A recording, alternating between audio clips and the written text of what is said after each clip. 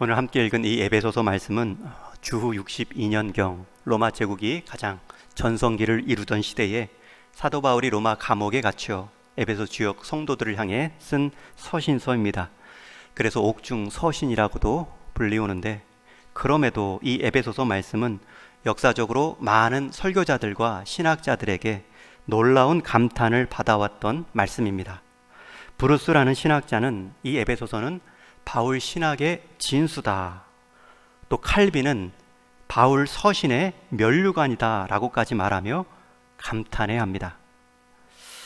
어떻게 그런 감탄 어린 평가가 이 에베소 말씀을 보며 나왔을까? 오늘 말씀에서 잠깐 살펴볼 것인데요, 저는 이 에베소서에 있어서 핵심 단어를 풍성함이라고 잡았습니다. 충만함이라는 단어가 원래 뜻이죠. 반복되는 에베소서의 표현이기도 합니다.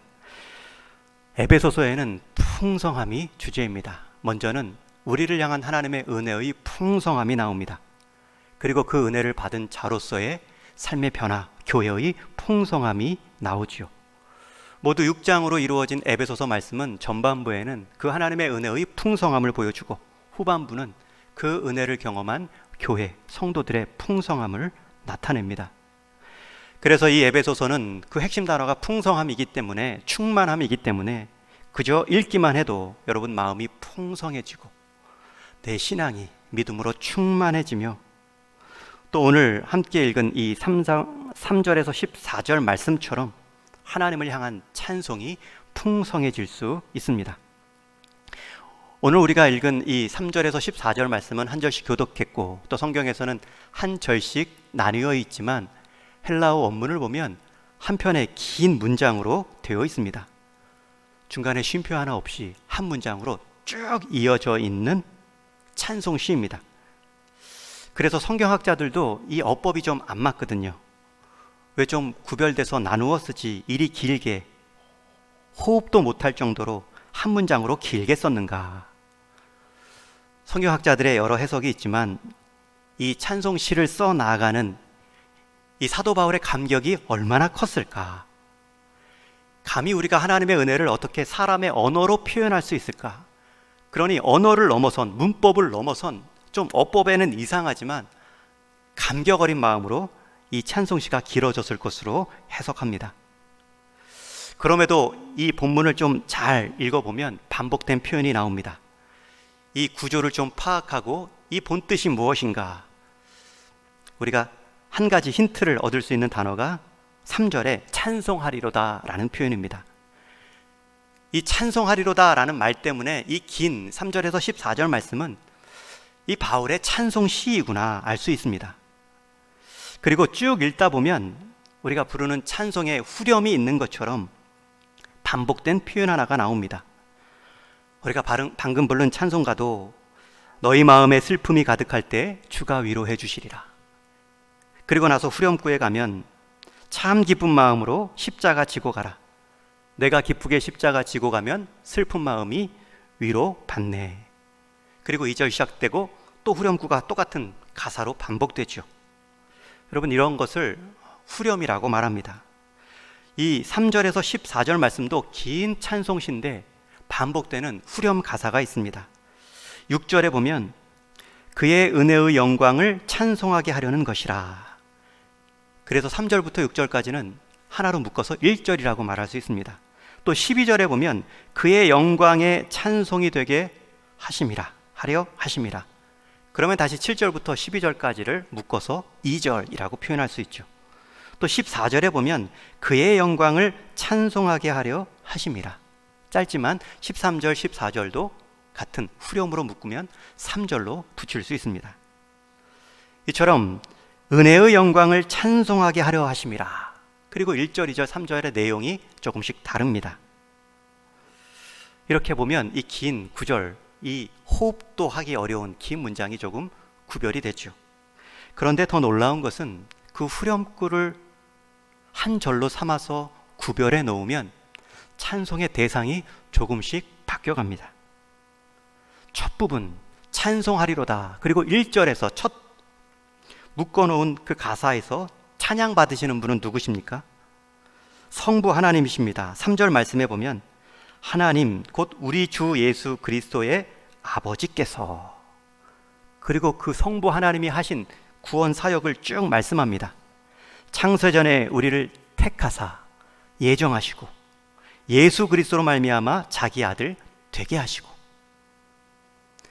여러분, 성부 하나님께서 우리를 위해 택하셨고 예정하셨고 자기 아들 삼아 주셨습니다.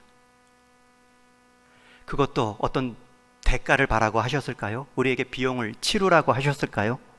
6절 말씀을 우리 한번 같이 읽겠습니다. 시작. 이는 그가 사랑하시는 자 안에서 우리에게 거저 주시는 바 그의 은혜의 영광을 찬송하게 하려는 것이라. 하나님께서 우리를 구원해 주시기 위한 계획을 가지신 것만도 감사한데 그것을 거저 행하셨습니다. 여러분, 받는 입장에서는 우리가 그것을 받기 위해 치른 대가가 없기 때문에 거저 주시는 바라고 말하지만 하나님 입장에서는 값을 치르셨습니다. 우리가 거저 받은 이유는 우리가 그 값을 치를 수 없기 때문이기도 하지만 그 치를 수 없는 그 값을 하나님께서 아들을 통해 치르게 하셨기 때문입니다. 이거는 두 번째 찬송의 대상으로 이어지죠. 여러분, 하나님께서 우리를 위해 행하신 일도 귀하지만 그 일을 언제 하십니까? 창세 전에, 이 땅의 만물을 지으시기 전에부터 하나님의 마음 생각에는 저와 여러분이 있었습니다. 여러분, 뭐든지 행사나 일을 볼 때 그 준비 기간이 그 행사와 일의 중요성을 보여줍니다. 우리가 아기를 낳을 때에도 이 몸은 10개월의 준비를 합니다. 몸만 준비하는 것이 아니라 남편은, 그 가족은 아가가 나오면 입을 옷과 기저귀, 아기 물품들을 준비하죠. 그리고 떨리는 마음으로 기다립니다.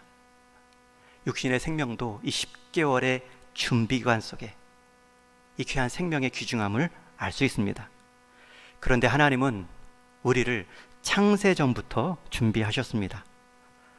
우리를 이 땅에 보내실 때 먼저 만물을 만드시고 그 가운데 에덴 동산도 조성하셨습니다. 심지어 우리가 살아갈 때 죄범함으로 우리가 연약함에 빠질 것도 아시면서도 하나님은 우리를 창조하시고 받아내셨으며 연약할 때에 구원해 주셨습니다. 여러분, 더 놀라운 것이 있습니다. 성부 하나님께서 우리를 지으셨고 창세전부터 의도하셔서 우리를 지으셨고 연약하여 범죄하였을 때 구원하셨는데 거기서 끝이지 않습니다. 그렇게 우리를 창세전부터 준비하신 그분의 목적이 더 놀랍습니다. 이어지는 말씀에 보면 우리에게 하늘에 속한 신령한 복을 주시고 거룩하고 흠이 없게 만드시기 위함이라고 합니다. 내가 너를 만들었다, 범죄했는데 내가 너를 구원까지 했다, 그러니 이제 알아서 살아라 말씀하지 않고요, 하늘의 신령한 복의 상속자로 우리를 빚어가시기 위해 그의 합당한 모습으로 거룩함으로 지금도 빚어가신다는 것입니다. 그게 하나님께서 우리를 향해 하신 일입니다. 여러분, 이것을 생각하면 찬송이 나오죠. 그 긴 한 문장, 어법도 사람의 언어도 표현할 수 없는 그 하나님 아버지의 큰 은혜를 사도 바울은 주체할 수 없는 표현으로 노래하고 있습니다. 그 신령한 하늘의 복, 그것을 우리 그 은혜의 풍성함으로 받는데 어떻게 그 은혜의 풍성함, 신령한 복을 받을 수 있는가? 두 번째 2절에서 이렇게 표현하죠.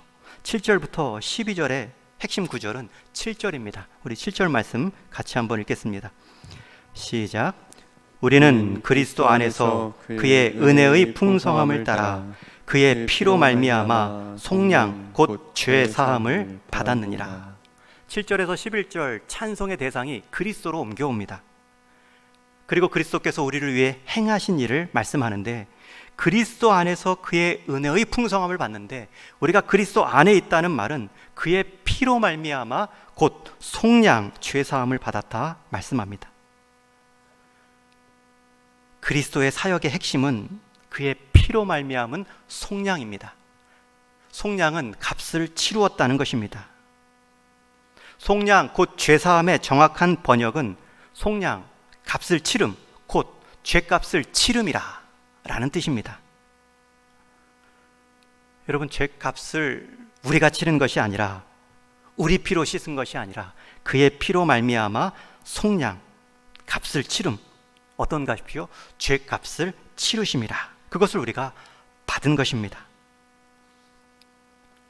속량과 죄용서, 값을 치름과 죄값을 치름을 같은 표현으로 말씀합니다.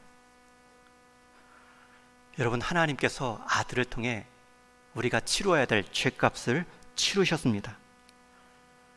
우리의 죄값이 그리스도로 치루어졌다는 것은 두 가지를 뜻하죠. 첫 번째는 우리의 죄값이 그만큼 심각하다는 것입니다. 아들의 죄값 외에는 치룰 수 있는 방법이 없다는 뜻입니다. 또 우리의 죄값을 그리스도, 그의 아들이 치루었다는 것은 우리의 죄값은 완전히 치루어졌다는 것입니다. 그리스도의 아들이 아닌 대상이 우리의 죄값을 치르면 불완전한 죄값입니다. 다 치를 수 없는 죄값입니다. 그러나 그리스도만이 치를 수 있는 우리의 심각한 죄값을 그리스도가 온전히 치루어 주심으로 우리의 죄값은 다 치루어 주신 것입니다. 이것은 구약에서, 성경에서 반복해서 나오는 구원의 의미입니다. 값을 치루어 주심 가장 대표적인 사건이 출애굽의 유월절 사건입니다. 이스라엘이 애굽에서 출애굽, 속박에서 자유함을 얻을 때에 그 과정에서 마지막 심판이 어린 양의 피가 뿌려진 곳에는 죽음의 사자가 넘어가는 재앙이었습니다. 죽음의 사자가 넘어가다, 유월이라는 뜻이 넘어가다라는 뜻이죠. 넘어간 절기 유월절입니다. 그런데 그냥 넘어간 것이 아니라 그 문지방에 어린 양의 피가 발려 있는 집은 넘어갑니다. 장자의 죽음을 경험하지 않습니다. 여러분, 그 집의 문설주에 양의 피를 바르기 위해서는 한 마리 양의 죽음 소리가 들렸을 것입니다. 그러나 그 양의 죽음 소리 때문에 그 집안은 장자의 죽음 소리를 듣지 않을 수 있었습니다. 한나라 애굽 왕 바로 아들의 장자도 피할 수 없었던 그 죽음이 양의 피가 발라져 있던 집안에는 이르지 않습니다. 그 양의 피가 대신 값을 치루었다는 뜻입니다. 이것이 레위기의 제사를 통해 더욱 속량의 의미가 구체적으로 드러납니다. 제사를 위해 제사를 드리는 사람이 제사 희생 제물을 들고 성막에, 성전에 찾아옵니다. 제물은 제사자를 대신해서 죽임당하고 각을 다 해체당하며 온전히 제단 위에 불살라 사라집니다. 마치 모든 죄를 다 태우고 사라지게 하듯이 제사자는 자기의 죄 값을 그 제물로 다 옮기고 죽이지요. 그리고 제사장은 죄 없음을 선언합니다. 여러분, 그렇게 희생 제물의 원형 되신 분이 바로 예수 그리스도입니다. 레위기 구약 제사는 불완전하기 때문에 반복될 수밖에 없습니다. 그러나 히브리서 기자는 말합니다. 그리스도의 제사, 자기 몸을 제물 삼고 십자가를 제단 삼아 드린 예수님이 드리신 그 희생 제사는 영원한 단 한 번의 제사로 우리의 모든 죄값을 치르셨다 말씀합니다. 그 사건이 바로 우리를 위한 사건입니다. 그 대가가 바로 하나님께서 우리를 위해 대신 치르신 대가입니다. 여러분, 우리는 치른 대가 없이 받았기 때문에 그것을 잘 깨닫지 못하죠. 내 것이 아닌 것 같기도 하죠. 그래서 이어지는 말씀에 보면 지혜와 총명으로 우리의 구원을 감격해 하시는 분이 있다 말씀합니다. 마지막 13절, 14절 세 번째 문단의 찬송의 대상이 이제 성령으로 넘어갑니다. 우리 13절, 14절 말씀 같이 한번 읽겠습니다. 시작. 그 안에서 또한 믿어 약속의 성령으로 인치심을 받았으니 이는 우리의 기업의 보증이 되사. 앞에 첫 부분 단락은 우리를 구원하실 계획, 창세전부터 택하시고 예정하시고 아들 삼아 주시려는 하나님의 뜻, 그것을 찬송했다면 두 번째 문단에서는 그것을 실행하심으로 하나님의 사랑을 구체적으로 우리 가운데 나타내 보이신 성자 예수님을 찬송합니다. 그런데 그것이 남의 일이 아니라 바로 나를 위한 사건이었음을 일깨워주는 성령 하나님을 이제 마지막 세 번째 문단에서 찬송합니다. 약속의 성령, 약속해 주신 성령이 우리 가운데 오셨고요, 우리에게 도장 찍어 주셔서 우리가 구원받은 자임을 알게 해주시고, 이는 우리 기업의 보증이 되사. 보증이 되었다라는 말은 자기 존재로 구원을 담보해 주신다는 뜻입니다.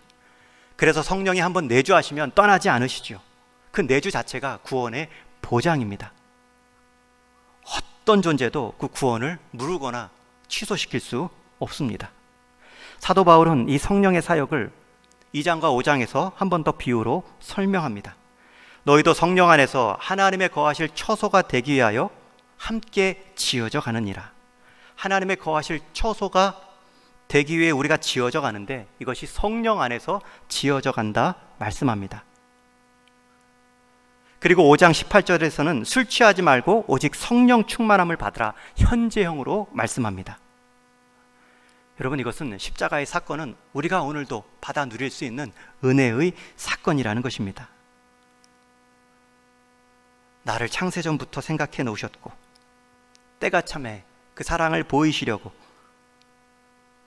독생자를 이 땅에 보내주신 하나님의 사랑이 우리 가운데 이렇게 밝히 드러나 우리를 위해 대신 십자가에 죽어주셨고, 그 사건이 바로 나를 하나님께로 바로 서기 위한 사건이었음을 깨닫게 하시는 성령의 사역,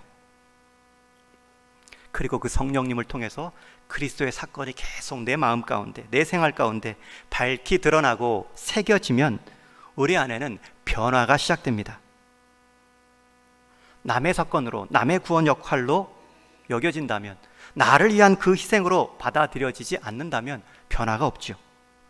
그러나 하나님께서 그리스도를 통해 나를 위해 그 정도의 헌신과 사랑을 보여주셨다면 우리는 오늘부터 변화되는 과정에 있습니다. 최소한 변화되지 못하는 자신으로 인해 고통하기 시작합니다. 변화에 대한 갈망이 있습니다. 신령한 복의 상속자로 거룩함에 이루는 것에 대한 열망이 일어납니다. 그리고 그 과정에서 우리의 연약함이 계속 나타나며 반복된 범죄함을 통해 그것과 상관없이 살아가는 우리의 모습에 한탄스러운 것만 끝나지 않고, 그럼에도 우리를 여전히 받아주시고 변화시켜 가시는 성령님을 점차 의지하게 됩니다. 이것이 하나님의 집으로 지어져 가는 성도의 여정입니다. 세상 일 가운데 속상할 때, 낙심될 때 술에 취하듯 세상의 좋은 것으로 취하고 싶은 욕망에서 벗어나 성령으로만 취하여 살게 하여 주옵소서. 성령 충만함으로 하늘의 신령한 복이 내 현실 가운데 누림이 되게 하여 주옵소서. 그런 모습으로 우리는 변화되기 시작합니다. 여러분, 이러한 성령 충만한 모습이 있다면 내가 처한 문제와 내가 당한 상황도 이겨내고 넘어설 힘을 얻습니다. 오늘 이 에베소서 자체가 그 증거입니다. 여러분, 사도 바울은 지금 감옥 안에 있습니다. 그러나 성령 충만한 사도 바울은 오히려 감옥 안에 있지만 감옥 밖의 사람들을 위로합니다. 그들을 향해 찬송하라고 자신이 먼저 찬송하고 있습니다.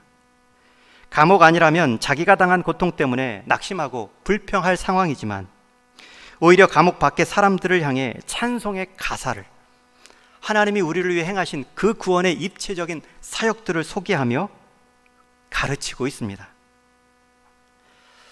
여러분, 성령 충만한 사람의 가장 큰 특징은 그 입의 찬송이고 감사입니다.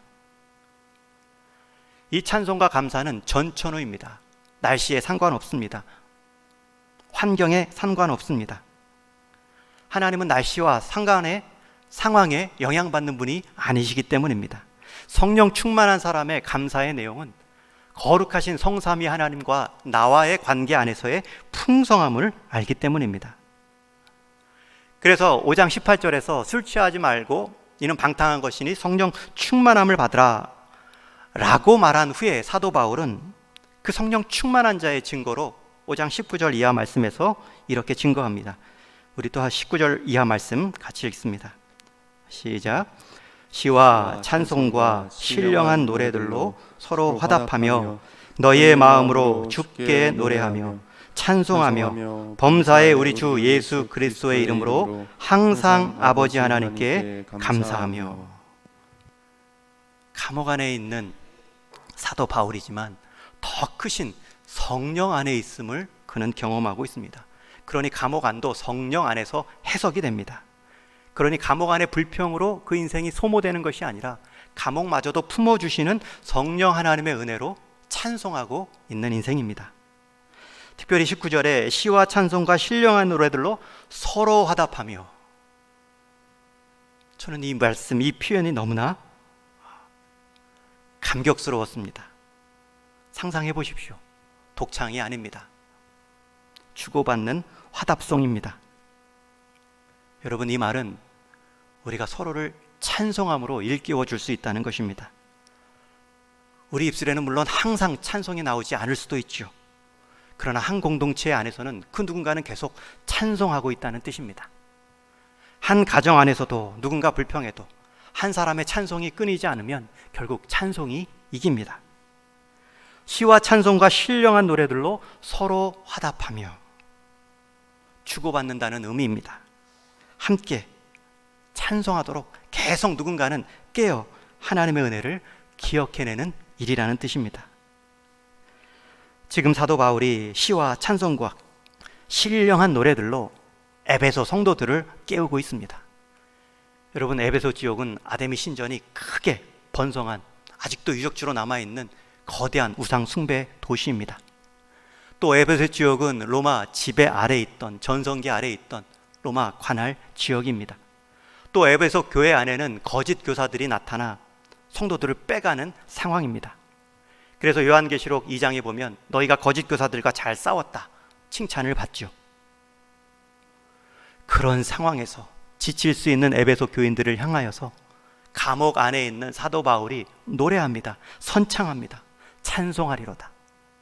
그리고 그 찬송의 이유를 너희가 당한 문제나 너희가 처한 환경의 해결로 일어나는 것이 아니라 그 어떤 상황에도 변하지 않는 성부, 성자, 성령 하나님의 우리를 향한 구원 사역을 상기시켜주고 일깨워주며 사도 바울은 노래하고 있습니다. 성삼위 하나님이 우리를 향한 그 사랑이, 그 은혜가 얼마나 풍성합니까? 그러나 그 은혜를 경험하고 깨달은 사람의 노래도 풍성합니다. 사도 바울은 형언할 수 없는, 이게 어떤 찬송인가 해석할 수 없는 긴 문장으로 하나님을 향한 찬송시를 남겼지만 성부 하나님, 성자 예수님, 성령 하나님을 입체적으로 찬송하며 지쳐있는 에베소 교인들을 깨우며 함께 찬송의 자리로 초대하고 있습니다. 여러분, 하나님의 은혜의 풍성함이 있습니다. 그것을 경험한 우리의 찬송의 풍성함도 있습니다. 그것을 서로 화답하는 공동체, 그것을 서로 끊이지 않도록 불러나가는 가정. 저는 우리 동인의 성도님들의 가정과 우리 동인교회의 모습이 이 찬송으로, 이 하나님의 구원 사역을 노래함으로 화답할 수 있는 공동체 되기를 주님의 이름으로 축원합니다. 여러분, 노래에는 힘이 있습니다. 군대 생활 해보신 분들은 알지요. 군가가 왜 나왔을까요? 군기 잡으려고 나온 게 아니죠. 훈련받을 때, 행군할 때, 힘이 다 빠졌을 때 군가를 부르면 힘이 생깁니다. 나머지 힘을 끌어모을 수 있습니다. 마지막 유격 훈련을 마칠 수 있고 마지막 훈련의 꽃이라 하는 행군까지도 마칠 수 있죠. 같이 부르는 군가는 더욱 힘이 납니다. 행진 중에 한 사람이 부르면 따라하는 그 모습 속에 잊혀졌던 힘마저 생기는 경우가 있죠. 노동가라고 있습니다. 우리 밭일 하실 때 힘들고 단순 반복할 때 지칠 수 있는데, 그러면 한 아낙네가 노래를 부르죠. 구수한 향토 민요를 부릅니다. 그러면 그 노래에 가락에 맞추어 손을 움직이고 계속 일을 해 갑니다. 그러면 어느새 힘겨움을 잊혀지고 노랫가락의 위로가 크게 경험됩니다. 사람의 노래도 힘이 있죠. 누군가 불러주는 노래도 즐겁습니다. 하물며 하나님을 향한 노래, 우리를 향한 끊이지 않는 성부 하나님의 입체적 사랑을 받은 우리가 기억하고 돌려드리는 그 노래, 그 찬송, 우리를 지으시고 구원하시고 우리를 거룩한 흠없는 성도로 빚어가시는 그 하나님을 기억하고 인정하는 찬송. 여러분, 그것이 우리의 힘이고 무기입니다. 종교개혁을 시작한 마틴 루터도 말씀의 진리를 지켜가는 중에 수많은 박해와 반대를 경험할 때에 그는 찬송시를 씁니다. 내 주는 강한 성이요 방패와 병기 되시니 큰 환난에서 우리를 건져 내시리로다. 이 찬송을 부를 때마다 이 찬송을 들으시는 하나님께서 그 인생의 찬송의 고백대로 이루어 주시죠. 새로운 힘을 주고 말씀의 진리에 선 담대함을 주었습니다. 다윗이 수금을 타며 찬송을 부를 때 사울 왕에게 붙었던 악신이 떠나가는 역사가 일어납니다. 여러분, 사울의 실패는 찬송의 실패입니다. 받은 은혜를 기억하지 못하고 하나님에 대한 감사 찬송으로 올리지 못한 인생입니다. 그러니 다 자기가 자기 힘으로 이룬 줄 안 교만함에 빠졌죠. 다윗의 승리는 찬송의 승리입니다. 그는 왕의 자리에 섰을지라도 여호와는 나의 목자시니 내 인생에 참된 왕이 있다는 것을 기억해냅니다. 어떻게 사람 가장 높은 자리에 있으면서도 내 인생의 왕은 하나님이다. 그의 찬송의 승리가 그 인생의 승리였습니다. 코로나19로 인해 어느새 우리에게 찬송의 소리가 사라지고 있습니다. 예배 가운데 불려지는 찬송마저도 순서의 하나로만 참여하지, 이 찬송이 실제로 하나님 받은 은혜의 감격으로 나오기가 쉽지 않은 예배자를 경험하고 있습니다. 여러분, 받은 은혜가 커서 찬송하기도 하지만 찬송할 때에 우리가 받은 큰 은혜가 새로 일깨움 받을 수도 있습니다. 바울과 실라는 복음을 전하다가 빌립보 지역에서 매를 맞고 감옥에 갇혔습니다. 그는 밤중에 일어났을 때 일어나 찬송합니다. 이때 놀라운 일이 발생하죠. 손과 발에 채워졌던 착고와 감옥 문이 다 열립니다. 바울과 실라가 착고가 풀리고 감옥 문이 열린 후에 찬송한 것이 아닙니다. 온몸은 멍들어 있고 신음소리 나올 것이다 기대했던 주변 죄인들, 간수들의 들려진 그들의 첫 소리는 찬송이었습니다. 이 사건으로 감옥문을 지키던 간수장과 그의 가족이 복음을 듣고 세례받는 역사가 일어나죠. 마땅히 은혜 받은 자로서 찬송해야 되지만 선제적 찬송을 통해 우리는 은혜를 일깨움 받을 수 있습니다. 여러분, 내가 먼저 찬송하면 하나님께는 영광, 에베소 교회 가운데는 위로, 또 그 찬송의 의미를 모르는 불신자들에게는 저런 상황에서도 노래하는구나, 노래의 대상이신 하나님을 향하게 할 수 있는 기회가 될 수 있습니다. 저는 이 찬송의 힘을 경험한 적이 있습니다. 군입대하고 의정부 306 부충대 받았을 때 한 11군데로 다 흩어지지만 단 한 곳, 강원도로 가는 곳이 철원입니다. 3일 동안 306 부충대에서 설마 11곳 중에 한 곳 10분의 1을 넘는 확률에 가지 않겠지. 그런데 버스를 타고 내려준 곳이 바로 철원입니다. 다 경기도에 배치받는데 한 300명은 굴러 간 것입니다. 또 사단 안에서도 한 6주간 훈련을 받죠. 훈련을 받고 나면 한 11군데, 12군데 예하부대로 갑니다. 그 중에서 가장 철책, 수색대대, 유격장 훈련 조교가 있는 소대, 설마 그곳은 가지 않겠지. 이번에는 한 12대 1인데 또 그곳으로 갈까.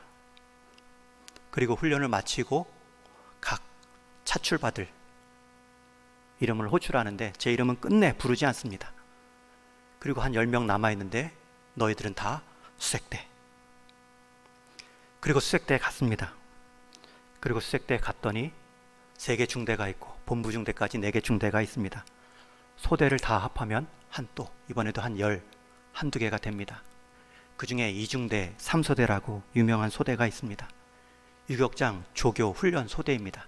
3, 4단 12,000명 훈련 간부와 사병들을 훈련하는 조교들이 있는 소대이죠. 한 일주일 동안 본부 중대에 적응하고 있다가 일주일 지나면 각 중대 소대로 배치를 합니다. 설마 2중대 3소대로 갈까? 한 명과 함께 그 소대에 갔습니다. 그 소대는 그 전해에도 또 그 전해에도 해마다 신병이 한 명씩 스스로 목숨을 끊은 소대입니다. 한 명은 태권도 단증이 어렵게 해도 되지 않아. 또 한 명은 훈련소 조교로 더블백 군인백을 메고 첫날 배지 받자마자 그렇게 또 힘겨움 속에 사라진 소대이죠. 거기 갔습니다. 그리고 나서 이제 예배를 드리는데 예배 처음 3, 4단 군인교회에 가서 특송할 수 있는 우리 신병들 나오라 그래서 제가 나갔습니다. 한 10명 정도가 나왔습니다. 그때 이제 특송할 찬송을 고르라 해서 제가 먼저 골랐습니다. 이와 같은 때엔 난 노래하네 사랑을 노래하네 주님께. 왜 그 찬양이 갑자기 눈에 띄었는지, 군부대에 많이 비치되어 있던 찬미 500 중에 그 찬양이 왜 갑자기 보였는지, 그리고 그 찬양을 우리 동기들과 함께 불렀죠. 이와 같은 때엔 난 노래하네 사랑을 노래하네 주님께. 어떻게 보면 가장 가고 싶지 않은 곳을 연달아 3곳이나 갔는데 그곳에서도 저는 하나님을 한번 의지와는 상관없이 그렇게 연결된 찬양을 드렸습니다. 그 이후에는 제가 드린 이 군대 생활의 간증보다 더 큰 간증이 2년 반 동안 이어졌습니다. 그뿐만 아닙니다. 선교지에 가서도 국내 목회로 와서도 난관 앞에 문제 앞에 설 때에는 선제적으로 찬양합니다. 그 상황 속에 마음 움츠러들지 않도록 그 상황마저도 해결해 주실, 인내하고 넘어서게 해주실 하나님과의 관계가 흐려지지 않도록, 그 상황이 어떠할지라도 내 찬양을 마땅히 받으실 그 하나님을 잊지 않도록 찬양을 하면 바뀝니다. 문제가 바뀌든 제가 감당할 제 모습이 바뀌든. 찬송은 힘이 있습니다. 코로나 시기에 코로나가 끝나면 찬송하겠다가 아니라 찬송할 수 없는 내 몸의 건강, 내 가정 형편, 내 풀리지 않는 문제 앞에서도 하나님은 그거와 상관없이 창세전부터 우리를 구원하시고 아들의 피값으로 속량하시고 그것이 바로 너를 위한 사건이었다, 지금도 내주하셔서 일깨워 주시는 그 사랑으로 우리를 하늘의 신성한 신령한 복에 합당한 모습으로 바꾸어가고 계십니다. 오늘도 우리는 찬양할 수 있습니다. 아끼지 마십시오. 하나님은 우리를 향해 은혜 베푸시는 일에 아낌이 없으셨습니다. 그 은혜를 기억하고 우리도 하나님께 찬양을 돌리는 일에 있어서 인색하지 않는 저와 여러분, 우리 동인의 성도님 되시기를 주님의 이름으로 축원합니다. 은혜의 풍성함이 찬송의 풍성함으로 이어질 때 우리의 인생의 풍성함, 가정의 풍성함, 교회의 풍성함을 누릴 수 있습니다. 에베소서의 풍성함이 우리의 실제가 되기를 주님의 이름으로 축원합니다.